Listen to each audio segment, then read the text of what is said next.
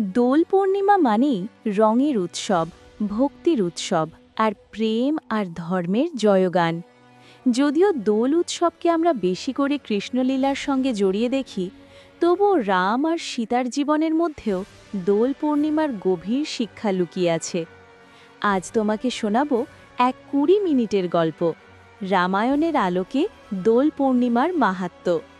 অযোধ্যা নগরীতে তখন বসন্তের হাওয়া, চারদিকে পলাশ আর শিমুলের রঙে লাল হয়ে উঠেছে প্রকৃতি।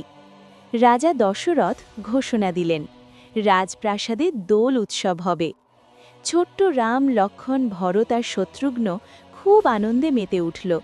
রাজমহলের আঙিনায় রঙের থালা সাজানো হলো, ফুলের পাপড়ি দিয়ে তৈরি হলো আবির।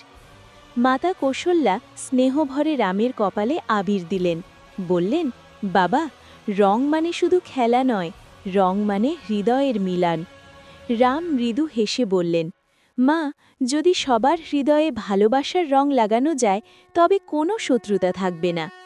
বছর কেটে গেল, রাজ্যাভিষেকের আগেই বনবাসে যেতে হলো রামকে।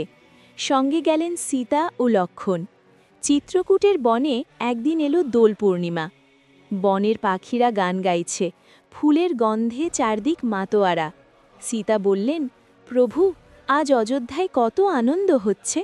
রাম মৃদু হেসে বললেন, জননী জন্মভূমি স্বর্গের থেকেও বড়, কিন্তু যেখানে ধর্ম আছে সেখানেই আনন্দ। লক্ষ্মণ কিছু ফুল তুলে এনে সীতার হাতে দিলেন। সীতা সেই ফুলের রেণু রামের গালে ছুঁয়ে দিলেন। বনেই হয়ে গেল এক পবিত্র দোল উৎসব, রং নয়, প্রেম আর ত্যাগের রঙে। লঙ্কায় সীতাকে অপহরণ করল রাবণ। রামের মন ভরে গেল দুঃখে। তখন তার পাশে দাঁড়ালেন ভক্ত হনুমান। হনুমান বললেন, প্রভু, দোলের রং যেমন সবকিছু এক করে দেয়, তেমনি আপনার নামই আমাদের শক্তি। রাম স্নেহভরে বললেন, ভক্তির রঙই সবচেয়ে শক্তিশালী রং। যুদ্ধে রাবণের পতন হল, সত্য আর ধর্মের জয় হল, যেন অশুভের ওপর শুভের রং ছড়িয়ে পড়ল।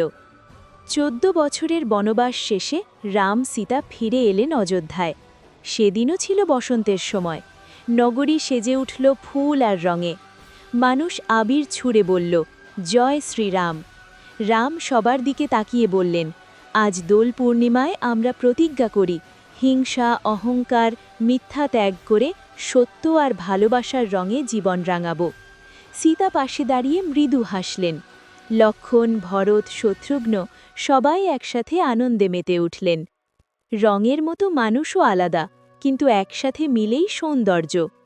২. সত্য আর ধর্মই জীবনের আসল রং। ৩. ভক্তি আর ভালোবাসা সব অন্ধকার দূর করে। ৪. অহংকারের পরিণতি রাবণের মতো পতন। ৫. ত্যাগ আর ধৈর্যই জীবনের বিজয় আনে। দোল পূর্ণিমা শুধু রং খেলার দিন নয়, এদিন আমাদের মনে করিয়ে দেয়, জীবনে যত দুঃখই আসুক, শেষ পর্যন্ত সত্য আর প্রেমেরই জয় হয়। যেমন রাম সীতার জীবনে বনবাস, দুঃখ, যুদ্ধ সবকিছুর শেষে এলো মিলন আর শান্তি।